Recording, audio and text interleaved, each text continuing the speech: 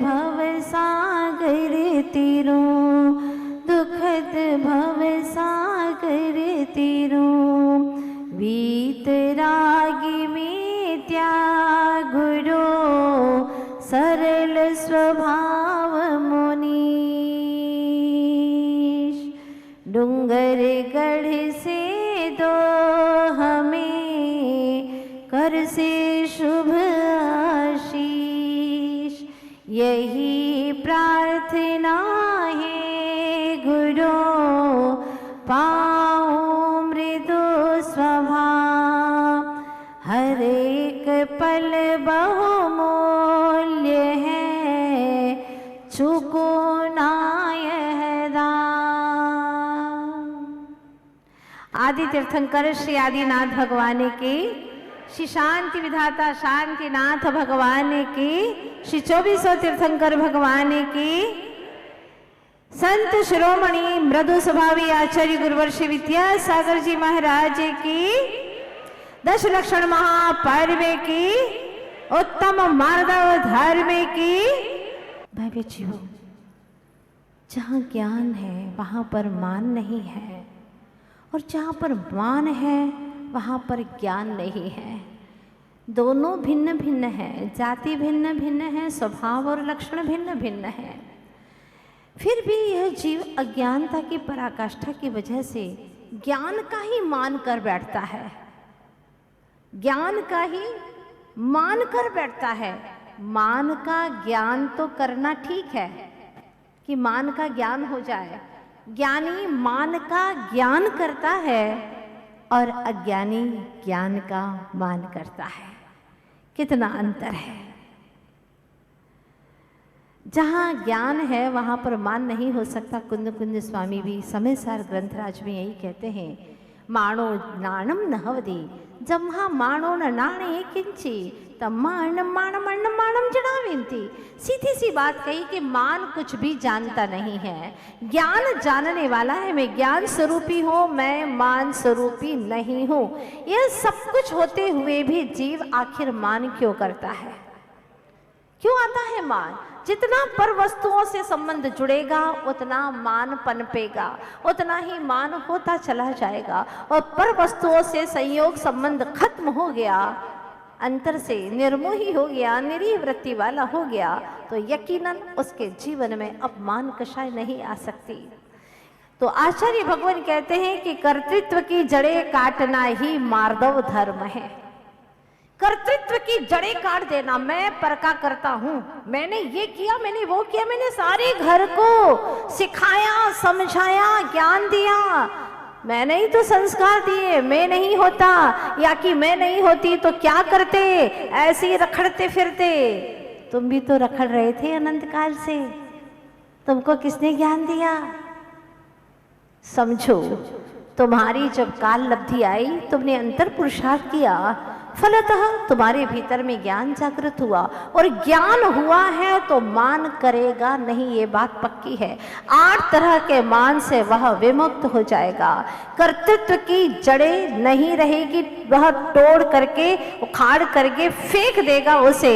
जिसके भीतर में कर्तृत्व भाव पनपता है उसका मान रुक नहीं सकता, ये तय बात है। इसीलिए आचार्य भगवान अध्यात्म शब्दों में कहते हैं, स्वभाव का विनय करना ही मार्दव धर्म है। अपने स्वभाव का विनय करना, स्वभाव से विपरीत नहीं जाना, इसी का नाम है मार्दव। मृदुः भावम मार्दवम, जो मृदुता का भाव है, सहजता, सरलता, ऋजुता कल आने वाली है। आज मृदुता की बात है तो कल सरल होंगे, आज थोड़ी ना होना है सरल, नहीं, एवरी टाइम, हर समय हमें सहज, सरल, मृदु स्वभावी रहना है, क्षमा से युक्त रहना है। आचार्य भगवान कहते हैं कि वर्ष में 3 बार पर्वराज पर्युषण महामहोत्सव आता है। चैत्र सुदी पंचमी से पर्युषण शुरू होते हैं, दूसरे होते हैं माघ सुदी पंचमी से, और तीसरे जो अभी चल रहे भादो सुदी पंचमी से। वर्ष में 3 बार आते हैं, हर 4 महीने में पर्वराज पर्युषण महामहोत्सव। क्यों? ताकि हमारी कषाएं न बढ़े, गांठ न बंधे, इसके पहले ही हम उत्तम, क्षमा, मार्दव आदि धर्मों को स्वीकार करें, उनको हम अनुभव कर सकें। अनंतों बार हमने इसकी चर्चाएं सुनी, कहानी किस्से सुने, लेकिन अफसोस कि हमारे भीतर में ये धर्मरूप परिणति नहीं हुई। गतमान हो जाना, नाम की क्या तमन्ना करना। और मैंने देखा है जो व्यक्ति जितना नाम से परे, मान से परे होता चला जाता है, उतना उतना ही उसका पुण्य, यश, कीर्ति बढ़ती चली जाती, दिन दुनी रात चौगुनी बढ़ती चली जाती है। वह कुछ भी करता है पर उसको कर्तृत्व का भाव नहीं आता। बहुत महत्वपूर्ण बात यह है, कई लोग हमने देखे हैं समाज में कुछ नहीं करते फिर भी नाम चाहते हैं, और कुछ ऐसे लोग हैं बहुत कुछ करते हैं फिर भी नाम नहीं चाहते, पर्दे के पीछे रहते हैं। कुछ ऐसे हैं जो ना कुछ करते हैं, ना धरते हैं, ना नाम की इच्छा है, करते ही नहीं है, बिल्कुल पीछे ही रहते हैं। तो कुछ ऐसे हैं काम भी करते हैं और नाम भी चाहते हैं। इस तरह समाज में चार तरह के लोग रहते हैं। काश हम इस असलियत को समझ लेते कि हम किसी का कुछ भी नहीं कर सकते। आज तक हमने किसी का कुछ नहीं किया। तीर्थंकर भगवंत कहते हैं मैं भी किसी का कुछ नहीं कर पाया, अनंत शक्ति का धनी होकर तू क्या करेगा? क्या है तेरे पास में इतनी स्टेमिना? कहाँ है इतनी हैसियत तेरे पास में? औकात ही नहीं है, फिर भी कहता है मैं करता हूँ, मैं करता हूँ, मैं करता हूँ। ध्यान रखना, बड़ी सुंदर पंक्तियां हैं ये। स्वयमेव इस जगत का सब काम हो रहा है, स्वयमेव इस जगत का सब काम हो रहा है।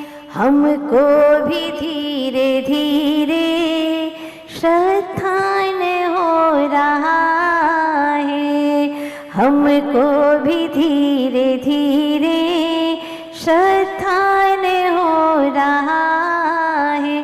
बोलो हो रहा है कि नहीं हो रहा है धीरे धीरे?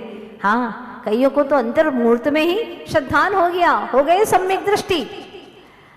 एक बात पूछना चाहती हूँ, अगर आप दूसरे के करता है, आपने घर बनाया है तो मिट्टी आप के कहाँ से लाए? क्योंकि आप तो चेतन है और मिट्टी अचेतन है। ये लोहा, ये सरिया, जो कुछ भी आपने मकान में लगाया है, फर्नीचर्स तैयार किए हैं, वो सब तो पुद्गल हैं। तो पुद्गल के कर्ता जीव कैसे हो सकते हैं? अगर जीव का तो करता है ही, अपने भावों का करता तो है ही, और पुद्गल का भी करता रहे, तो आचार्य भगवान समय सार ग्रंथ राज में कहते हैं कि वह दो क्रियावादिणो होंती, वो दो क्रियाओं का करने वाला हो गया, चेतन की भी और अचेतन की भी क्रियाओं का करता हो गया। ध्यान रखना, तो चेतन है, चेतन का ही करता है। अगर कोई करता है तो एक दूसरे का करता तो हो ही नहीं सकता, अपने परिणामों का ही करता है। ये तय बात है। इस बात को जो स्वीकार कर लेता है वो सम्मित भी हो जाता है, और जो दूसरे का करता बनता है फिर सम्मान भी चाहता है। मैंने तुम्हारा इतना किया, मैंने समाज का इतना किया, मुझे सम्मान मिलना चाहिए, और वह सम्मान पाने की तमन्ना करता है। कदाचित पाप के उदय से उसे सम्मान न मिले तो वह क्रोधित हो जाता है, लड़ाई झगड़ा कर बैठता है, वाद विवाद में तुल जाता है। ऐसी स्थिति उत्पन्न होती है। इसलिए हमें अपने भीतर में कर्तृत्व की जड़ें ही काटना है। मैं किसी पर द्रव्य का कर्ता नहीं हूं। अब आप सोचिएगा, अनार बना है, किसने बनाया उसको? क्या गजब की सेटिंग की है अनार के दाने में, हाँ? और अंगूर के देखो क्या गुच्छे हैं, एक से एक फल देखो, अनानास देखो, भुट्टे के दाने की क्या सेटिंग की, बिल्कुल क्रम से। आप लोग भी ढंग से नहीं बैठ पाते, पर भुट्टे में तो गजब की दानों की सेटिंग है। किसने की है ये सब कुछ? स्वयमेव इस जगत का सब काम हो रहा है, स्वयमेव इस जगत। क्या कहते हैं प्रभु, क्या कहते हैं? करने को जड़ का कार्य तुझ जड़ ही होना होगा, करने को जड़ का कार्य तुझ जड़ ही होना होगा। अज्ञान तो है चेतन, अज्ञानी को ही होगा, जो होने योग्य होता बस वो ही हो रहा स्वयमेव इस जगत का सब काम हो रहा है। नहीं नहीं, मैंने तो बच्चों का पालन पोषण किया है, मैंने ही तो बड़े किए, देवरानी के बच्चे मैंने बड़े किए, जेठ जी के बच्चे मैंने बड़े किए। ओहो, इतने बड़े हो गई तुम, तीर्थंकर से भी बड़े। तीर्थंकर कहते मैं बरका करता नहीं, मैं कुछ नहीं कर सकता, और तुमने इतना बड़ा काम किया है। पूछा कैसे बड़ा किया तुमने? ऐसे ऐसे खींच खींच करके बड़ा किया क्या? कैसे बड़ा किया? कोई कुछ नहीं कर सकता, प्रत्येक जीव अपने अपने कर्मों से पलता है। निश्चित बात है, घर में कई बार ऐसी स्थिति आ जाती है कि पूरे परिवार का एक्सीडेंट हो गया, 1-2 महीने का बच्चा बच गया, किसने किया उसका पालन पोषण? किसने बचाया उसे? कर्म ही उसका पालक है, और अंतर में देखो तो उसका भाव ही उसका पोषण करने वाला है, और कोई नहीं है। भाव करता है यह चेतनात्मा, यह भक्त जीव। मार्दव धर्म के दिन क्या भावना भाता है। हे सिद्धराज तुमने जैसी दशाएं पाई, हे सिद्धराज तुमने, हे शांतिनाथ तुमने पाई दशाएं जैसी। संकल्प है ये मेरा, मैं भी धरूंगा वैसी। संकल्प है ये मेरा, मैं भी धरूंगा वैसी। ऐसा ही लक्ष्य बनाया है कि प्रभु अब मैं भी आपके जैसी ही दशा को धारण करने वाला हूँ। अब स्वयं का स्वयं में विश्राम हो रहा है, अब स्वयं का स्वयं में विश्राम हो रहा है। स्वयमेव इस जगत का सब काम हो रहा है। अच्छा हो जाए तो मैंने किया, मैंने सलाह दी थी ना तुम्हें बिजनेस की, देखो सफल हो गए ना, और 99 लोग फेल हो गए तुम्हारी सलाह से।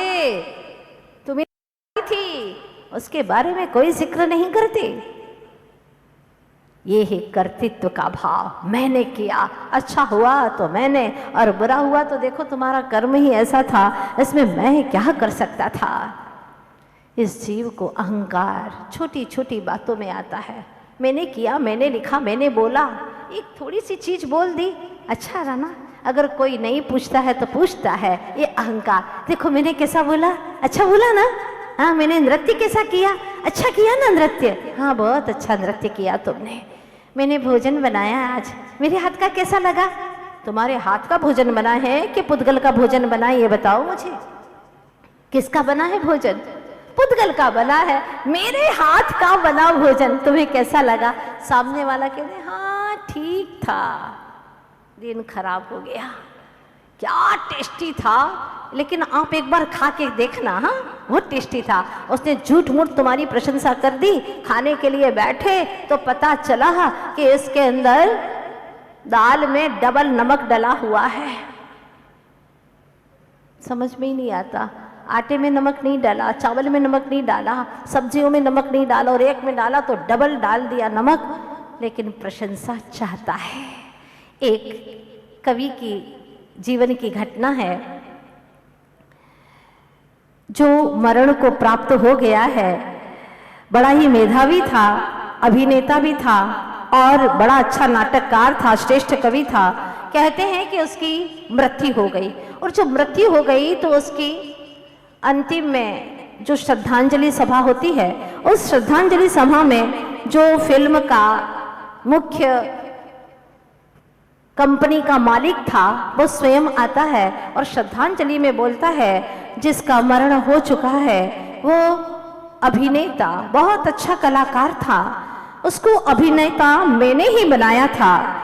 जो गली कूचे में घूमता था मैंने ही एक दिन उसको उठा करके राजपथ तक पहुंचाया है। फिर वो कहता है कि नाटक में पहली बार मैंने ही उसे जगह दी थी, मैंने ही उसे स्थान दिया था नाटक कंपनी में, और जब वह अच्छा नाटककार हो गया तो पहली पुस्तक का प्रकाशन भी मैंने ही उसका करवाया था।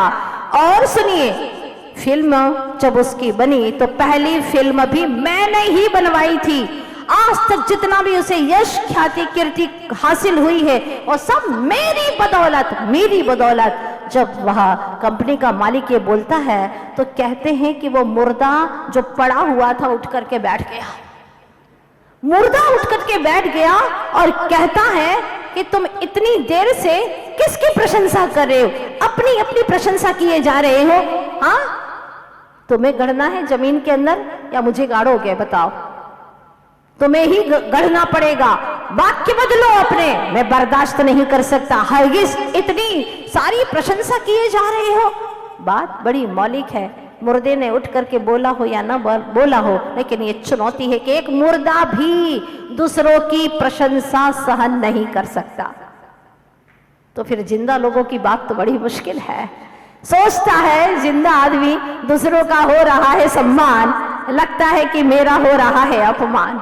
दूसरों का सम्मान हो रहा है, उसकी योग्यता है, उसका पुण्य है, लेकिन वो पचा नहीं पाता। वो सोचता है कि मेरा भी ऐसा ही सम्मान हो। लेकिन सम्मान उसका होता है जो अपनी हस्ती को मिटाने की क्षमता रखता है। जैसे एक बीज कठोर होता है, उसकी खोल कठोर होती है, उसकी जो ऊपर की छाल होती है बड़ी कठोर होती है। जैसे उसको जमीन में डालते हैं, हवा, पानी, खाद, प्रकाश, ये सब कुछ मिलता है। उसकी जो बीज का ऊपर की कवच है वो नरम होता है, और जितना जितना नरम होता है तो उसमें अंकुर फूटना शुरू हो जाता है। सच ही कहा है, मिटा दे अपनी हस्ती को अगर कुछ मर्तबा चाहे, कि दाना खाक में मिलकर गुले गुलजार होता है। जब दाना खाक में मिलता है अपने अस्तित्व को बिल्कुल वह नीचे की ओर ले जाता है, निम्न हो जाता है, छोटा हो जाता है, लघु हो जाता है, तब वह ऊपर की ओर चला जाता है। आप लोग अच्छे से जानते हैं कि जो व्यक्ति जितना झुकता है वह उतना ही बड़ा होता है। कामयाबी उसे नहीं कहते, सिर्फ आसमान को छू लेना ही कामयाबी नहीं है। ध्यान रखिएगा, सिर्फ आसमान को छू लेना ही कामयाबी नहीं है। असली कामयाबी तो यही है कि आसमान भी छू ले और उसके पांव भी जमीन पर हो, पांव भी जमीन पर हो। भले ही वह आसमान को छू रहा हो लेकिन पांव जमीन पर हो, इसी का नाम है कामयाबी। व्यक्ति को थोड़ी सी दौलत मिल जाती है, दौलत के अंदर उसकी तोंद ही निकल जाती है, मान कषाय घमंड आ जाता है, उसे चाल ढाल बदल जाती है, भाषाएं बदल जाती हैं। और आचार्य समंत भद्र स्वामी रत्नकरण श्रावकाचार्य भी यही बात कहते हैं, ज्ञानम पूजा कुलम जाति बलम रद्धिम तपो वपो अष्टावाष्टित्व मानित्यम स्मय माहुर तस्मया। जितना जितना त्यागी होगा, जितना जितना व्रती होगा, उतना ही नम्र होगा, सरल होगा, सज्जनता उसकी बढ़ती चली जाएगी। वो महाव्यक्तित्व का धनी होगा, जिसके भीतर में धर्म का जितना जितना अवतरण होता उतना ही वह सरल और नम्र होता चला जाता है। आगे जाकर के आचार्य भगवान यही समझाते हैं भक्तजनों को कि विनयम मोक्षद्वारम, विनय ही मुक्ति का द्वार है। अगर विनय नहीं है तो जीवन में कभी भी मुक्ति का द्वार खुल नहीं सकता। इसलिए हमें कोशिश करना है हमारे अपने भीतर में सहज भाव से विनय, नम्रता, बड़े बुजुर्गों से ही हम शुरुआत करें।